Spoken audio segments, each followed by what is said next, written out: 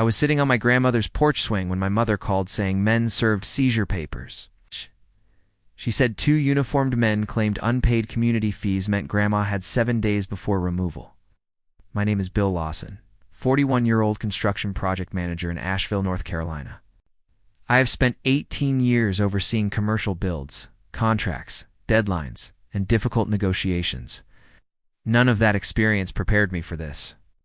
My grandmother, Evelyn Lawson, is 89 years old. She has lived in this farmhouse 67 years.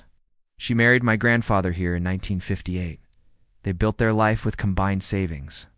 This porch held generations of family memories. My father and his siblings grew up here, where grandchildren spent summers fishing the creek. Grandma canned peaches in that yellow-curtained kitchen. This house is our sanctuary and anchor. Hearing criminals threatened, it broke something inside me. I drove hard through Fairview's winding roads. When I arrived, family filled the living room. Papers covered the old wooden coffee table. Grandma's hands trembled, holding her glasses. Seeing fear in her eyes shattered me. She said 2 men came that morning. They claimed she owed $43,000. They said the county was seizing her home. 7 days to vacate or forced removal, she asked where she would possibly go.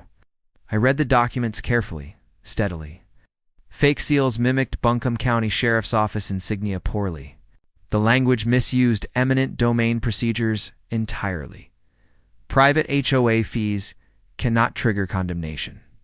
Case numbers referenced non-existent court filings. "Grandma, these papers are fraudulent," I said. Relief and confusion crossed her face.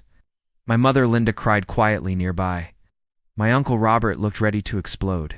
I called the real sheriff's office immediately. Deputies confirmed they were responding quickly. Deputy Collier arrived within 15 minutes. He treated Grandma with calm respect. He reviewed the papers, jaw tightening.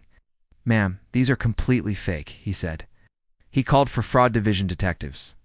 Detective Marguerite Crawford joined us shortly after. She classified the incident as elder abuse. Targeting an 89-year-old homeowner angered her visibly. Statements were taken and evidence collected. We stayed with Grandma around the clock. She feared the men would return. I began informing neighbors about everything. Fairview responded with fierce protectiveness. Casseroles, hugs, and outrage arrived daily. A Save Evelyn's House page spread locally. The community center hosted a support gathering. Over 200 neighbors attended proudly. Stories of Grandma's kindness filled the hall. She wept as love surrounded her. Meanwhile, detectives traced the fake paperwork. The scam led to Wellington Burke and his partner, Livingston Tate. They targeted elderly homeowners statewide. They hoped confusion would force payments or scare seniors into vacating properties. Targeting Evelyn Lawson was their fatal mistake. Burke and Tate were arrested within days. Charges included fraud and elder exploitation. Enhanced penalties applied under North Carolina statutes. Fundraiser raised $18,000. We donated it to elder fraud victims. 8 months later, trial began. Grandma testified, voice shaking but resolute. She described fearing loss of everything. My mother testified about that panicked call. I testified about finding Grandma terrified. 15 neighbors testified, one after another. They described 67 years of generosity. The courtroom felt like community church. Prosecutors detailed 12 additional elderly victims. The jury deliberated only 2 hours. Was guilty on all counts, returned swiftly. Burke received 19 years imprisonment. Tate was sentenced to 16 years. Restitution orders covered every victim. 6 months later, summer returned peacefully. Our 4th of July gathering filled the yard. Children ran where generations had played. Fireflies flickered beneath ancient oak trees. I sat beside Grandma on the swing. I told her I feared losing everything. She squeezed my hand firmly. She said home is the people. It's not merely wood nails or paint. She buried her husband from this porch. She welcomed every grandchild home here.